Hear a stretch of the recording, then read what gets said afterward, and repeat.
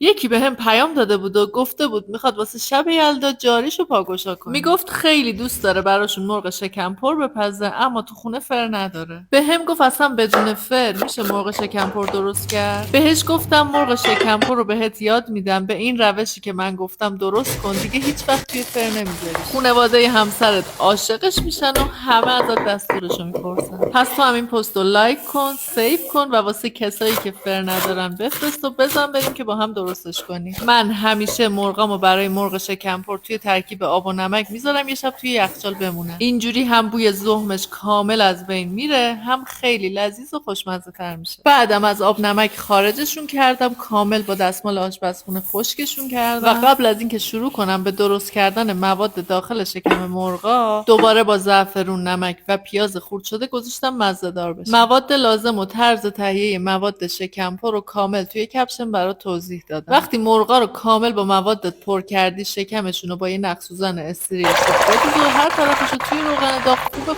سرخ. برای اینکه مرغاتون خیلی خوشمزه تر بشن، یه دونه پیاز، یه فلفل دلمه، دو سه تا هویج رو خرد کن، تفت بده، بهش ادویه و رب بزن. مرغا رو بذار توی این مواد، یه لیوان آب اضافه کن و زعفرون. زیرش رو کم کن. 2 ساعت دیگه یه مرغ خوشمزه نرم پنبه‌ای داری که عاشقش میشی.